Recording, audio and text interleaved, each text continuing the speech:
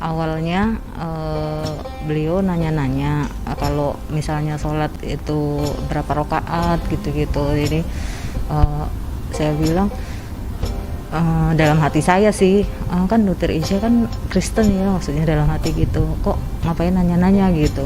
Terus suatu saat beliau beneran ngasih tahu ke saya, katanya, "Bu, saya udah sadar," katanya gitu. saya saya sampai nangis gitu, ya Allah gitu.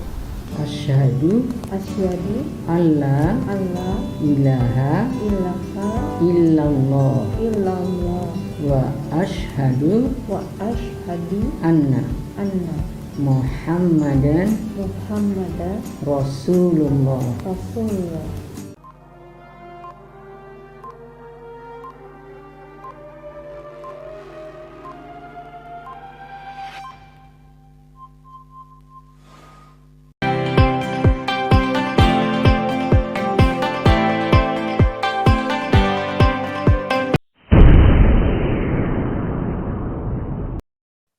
Iya, dokter ini ada supporting juga buat dokter dari Bunda Ica nih, DPP KUKM ya.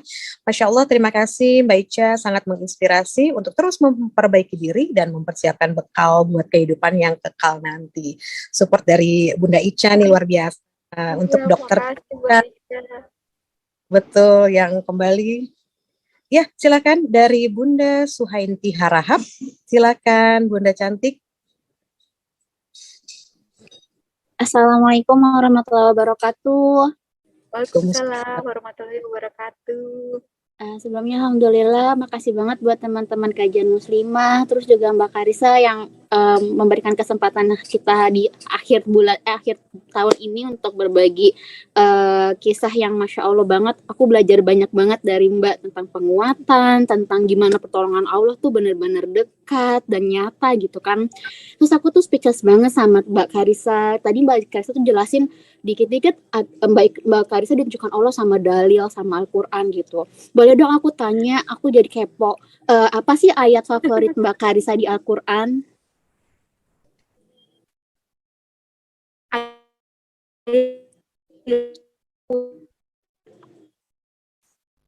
Apa pertanyaannya Mbak Suhainti? Ayat favorit? Iya, ayat paling favorit di Al-Quran. Iya, tadi ya ayat favorit saya itu ya Quran surat Fusilat. Itu kayak betul-betul ayat pertama saya yang pop up gitu ya, yang kayak Allah kasih langsung buat saya gitu, pede banget ya. Itu kayak ger banget gitu. Itu kejadiannya tuh kalau boleh saya cerita itu jadi paginya itu saya dari selama ini cuti bersembunyi itu pertama kalinya saya harus ke kantor karena lagi mau di BAP dan sebagainya itu saya ke kantor itu saya tahu pasti kalau saya ke kantor nanti ketangkep sama mantan suami atau keluarga itu bakal saya nggak bisa dikasih pulang lagi ke pesantren gitu kan. Nah terus saya takut banget itu waktu itu dari pada Isya sampai mau subuh tuh nggak bisa tidur kan. Terus saya sholat tahajud, terus ya tahajud nunggu ke subuh itu saya buka Al-Quran dan yang pop up itu Quran surat Fusilat. Saya kan nggak tahu ya isinya Al-Quran itu sama sekali. Kok ya yang keluar tuh Quran surat Fusilat itu ayat 30 sampai 32 gitu. Jadi itu jadi pegangan saya sampai hari ini ya bahwa saya harus tetap meneguhkan pendirian dan berkata bahwa Tuhanku ialah Allah gitu ya. Jadi disitulah nanti malaikat yang akan turun dan menghibur kita ya, berkata kan jangan takut, jangan berkecil hati gitu ya, bergembira dengan surga yang dijanjikan bagimu gitu, kamilah pelindungmu di dunia dan di akhirat, Masya Allah gitu. Jadi sampai hari ini saya nggak bisa bilang saya ujiannya udah selesai, walaupun semua udah kondusif, tadi saya masih punya banyak banget PR gitu di depan gitu ya, yang jauh lebih banyak karena memang nggak anak saya itu juga ada trauma-trauma psikis yang kemarin melihat KDRT dan sebagainya gitu ya, trauma perpisahan, traumanya banyak itu sebelum akhirnya bisa masuk untuk dapat hidayah Islam. Jadi itulah PR-PR saya yang mudah-mudahan saya dikasih jalan, dikasih ketemu juga orang-orang yang tepat yang bisa apa ya mengarahkan gitu ya, gimana melakukan yang terbaik karena memang kalau urusan sama anak ini kita nggak bisa salah langkah gitu. Kalau sampai salah khawatirnya itu kan efeknya itu panjang ya di depan gitu. Nah, jadi itu sih Bu Suwanti yang selalu jadi pegangan saya sampai hari ini. Mudah-mudahan kita semua sampai akhir hayat bisa tetap bertahan ya dengan berkata bahwa Tuhan kita adalah Allah gitu. Ya, bagaimana Bu? Iya, Sudah makasih. cukup? Cukup lebih dari cukup malah. Masya Allah, Iya, jazakallah khairan. Jazakumullah khairan buat Alhamdulillah. semuanya. Saya tuh favoritnya salah satunya Dokter Karissa Al-Fusilat tadi. Pada Iya. di Iya. semua favorit ya. Iya, Al-Quran iya, itu. betul. Itu Ya Allah. sampai pada subuh ya, saya lupa tadi lanjutin. Iya. Jadi sampai pada subuh tuh waktu di pesantren Umi Iren biasanya ada kultum gitu kan. Kultum itu Iya. dari Umi, terus Umi bilang gimana Ica mau berangkat ke kantor kan. Terus alhamdulillah Umi tahu Ica takutnya kayak apa, nggak bisa tidurnya. Iya. Alhamdulillah Umi tadi Ica dikasih ayat sama Allah, Ica bacain ayat itu kan. Alhamdulillah. Terus ya udah nggak takut kan, katanya Ica nggak sendirian ya. Dulu Umi sendirian katanya. Ica nggak sendirian loh, itu udah janji Allah. Ada malaikat-malaikat, ada Allah sama Ica. Iya Umi, Ica berani gitu. Alhamdulillah waktu itu makanya seperti itu sih. Masya Allah.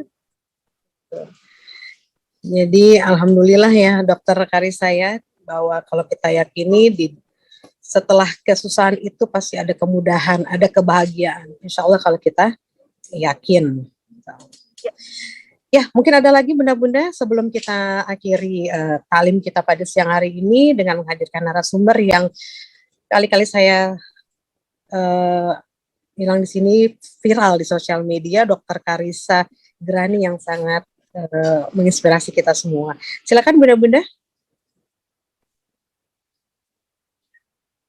Ada lagi di kolom chat nampaknya sudah belum ada lagi.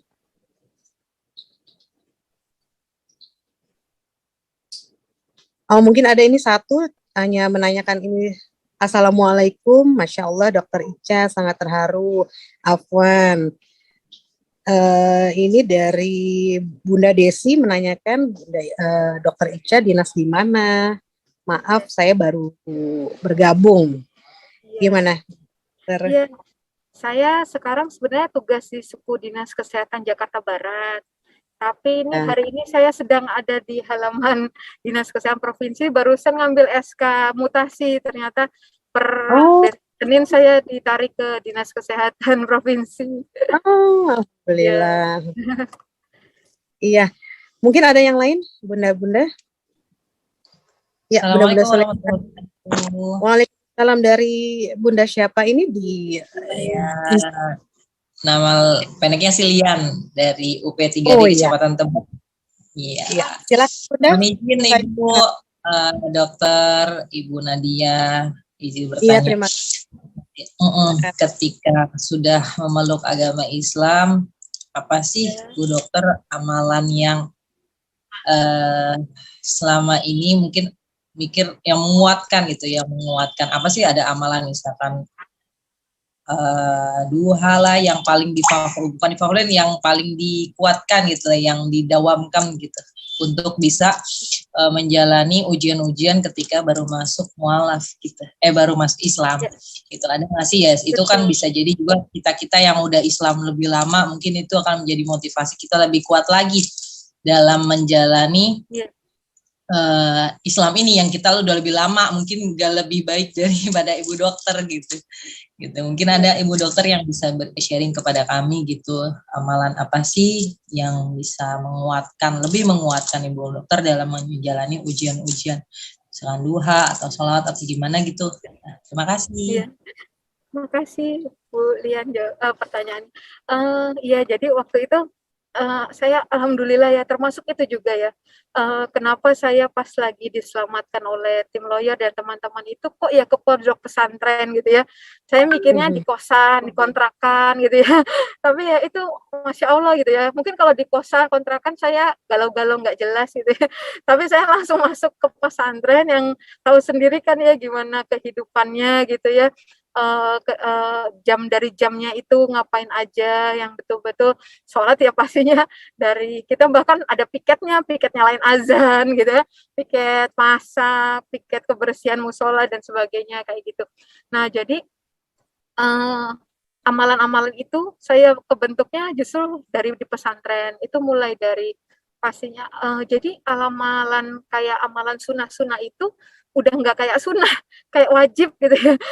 Jadi sunnahnya itu jadi kayak fardu gitu, jadi tahajud itu, terus pastinya ngaji menjelang nunggu subuh itu, setelah subuh itu kita zikir pagi itu saya usahain tuh sedekah subuh juga gitu ya, nggak pernah kelewat juga gitu. Ya. Karena saya tahu katanya kan doa-doa kita itu ya, apalagi kalau kita sedang ada hajat dan sebagainya itu sedekah subuh, walaupun posisinya saat itu di pesantren uang juga nggak seberapa, mungkin saya masukin 2.000, mungkin masukin begitu gitu ya, ketika ada uang lebih, ada yang ngasih dan sebagainya, saya bisa kasih lebih gitu.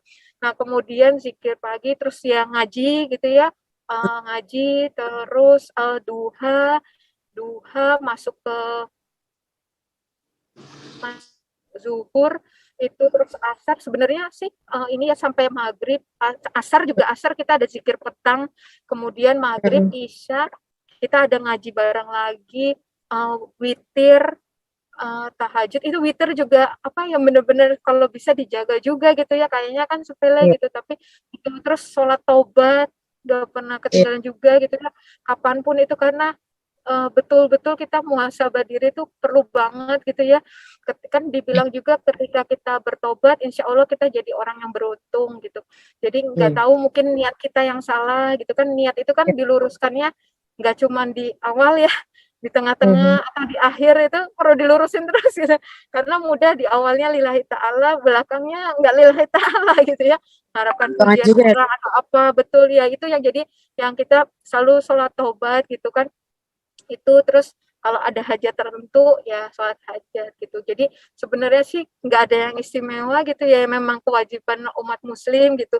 Cuma memang tadi ya kita minta tolong Allah, tadi sholat sunnah-sunnah yang sebelum fardu juga diusahakan itu selalu kita jaga juga gitu ya, yang justru atau bahkan lagi safar ya, justru safar itu yang doanya mustajab ya, seperti itu sih ya.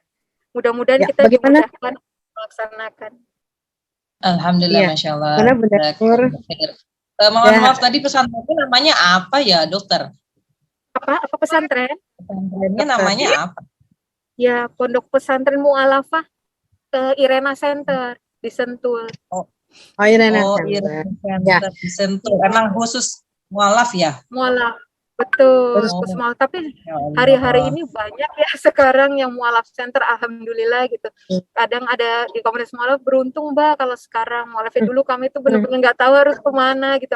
Alhamdulillah sekarang banyak sekali mualaf center di Cibubur, ada mualaf center Darussalam, ada Ikhlas Foundation, ada mualaf center Indonesia yang tempat saya syahadat itu cabangnya udah di berbagai kota di Indonesia gitu. Di sana tuh cewek ada apa ada lakinya juga? Mualafah jadi perempuan semua kalau yang di Sentul. Iya. Siap. Benar. Bu Nadia Cimaki. Iya. Dan ya mungkin kita, untuk yang terakhir karena keterbatasan waktu kita pada siang hari ini, Dokter Karissa, ini satu lagi ya dari Bunda Anik Juniastuti dari Kementerian Keuangan. Assalamualaikum, saya Anik dari Kemenkeu mendapatkan kajian ini dari Mbak Shandy. Alhamdulillah, salam kenal dengan saudari muslimah di sini. Salam kenal juga Bunda Anik. Salam takzim untuk Dokter Ica. Izin bertanya, bagaimana Dokter Ica memastikan ilmu keislaman yang dipelajari berasal dari sumber otoritatif? Boleh jelaskan sumber otoritatif tersebut, Dokter? Silakan, Dokter. Iya, makasih. Kalau ini Bu Ani sahabat saya, sahabat dalam ini ya. Jadi boleh cerita sedikit ini. Tadi saya sama Bu Ani itu DM-an doang gitu. Sampai akhirnya diundang ke kajian teman-teman Kementerian Keuangan. Terus habis itu saya sempat diundang ke Bandung. Beliau tahu kok ke Bandung sendirian gitu kan. besok-besoknya dokter kalau pergi kemana-mana tuh kabarin saya bersedia nemenin, Masya Allah. itu ya didekatkannya di dalam ukhuwah Islamnya seperti itu gitu. Ini udah lama saya nggak bareng Bu Ani karena kebetulan lagi ditemenin anak-anak. Nah ini terima kasih Bu Ani pertanyaannya. Jadi kalau itu betul banget. Ternyata setelah belajar Islam tuh luas banget gitu ya. Dan ternyata dari hadis aja ternyata ada tingkatan-tingkatannya lagi gitu ya. Bahkan sampai yang doif dan palsu gitu kan. Bahkan dan lain sebagainya. Tapi memang kalau saya disarankan oleh guru-guru, memang kenapa sih kita nggak boleh tinggalkan tilawah Quran, kemudian kita tafsir Quran dan sebagainya, itu yang pertama-tama kita perlu memang pelajari banget memang Al-Quran sih, karena balik lagi semuanya itu kan adanya di dalam Al-Quran gitu ya. Jadi ketika ada hal-hal lain, buku dan sebagainya yang kita tahu nggak sesuai dengan apa yang di dalam Al-Quran, jadi kita bisa katakan itu ya tidak otoritatif gitu ya. Termasuk otoritatif itu termasuk juga dari riwayat misalnya pengarangnya kah atau apa gitu ya, bukan dalam rangka menjudge atau apa sih. Kadang saya tetap baca semua hal gitu, tapi untuk saya untuk saya lihat gitu ya, untuk yang selalu jadi standarnya adalah Al-Quran sendiri gitu. Ketika enggak ya udah, tapi juga menghargai juga ya perbedaan-perbedaan itu gitu kan, karena memang di dalam Al-Quran sendiri dibilang gitu ya, kalau misalnya Allah mau sih bisa aja Allah bikin satu hal gitu ya, nggak usah banyak hal gitu, jadinya malah bikin kita bingung atau malah berantem dan sebagainya gitu. Tapi kenapa sih Allah bikin beda-beda gitu ya? Karena ternyata memang Allah pengen kita berlomba-lomba dalam kebaikan. Mungkin kita nggak bisa baik dalam seluruh hal gitu ya. Kita mungkin baik di sedekahnya, atau kita mungkin ada yang baik di sholatnya, ada yang baik di menuntut ilmunya gitu dan sebagainya gitu ya. Jadi itulah indahnya Islam gitu ya, ketika dulu saya juga ternyata Islamnya banyak juga ya yang dipelajari, bahkan juga tadi ya ikut yang mana nih atau apa gitu, tapi ternyata maksudnya Allah ini gitu. Jadi pertama yang kita pegang Al-Quran dulu. Mungkin itu Bu Ani, mudah-mudahan menjawab ya. Kangen sekali. Iya betul, itu pesan guru saya sih itu gitu. Yang pertama Al-Quran, kemudian ketika kita tahu Al-Quran itu kita punya frameworknya gitu kan. Jadi kita tahu itu bisa kita semua ilmu yang tersebar banyak itu kita bisa masukkan kemana atau mana, ataukah cuman menjadi di tempat penyimpanan sementara gitu ya, nggak perlu kita masukkan dalam framework itu gitu. Betul. Ya, Bunda Anik masih ada di sini. Ada yang mau ditanyakan lagi atau? Jazakillah khair untuk yakin. Jazakillah khair Bu Ani. Ya, Masya Allah, benar-benar solihah pengalaman dan sharing dokter pada siang hari ini sangat menginspirasi dan memotivasi untuk terus hijrah dan istiqomah.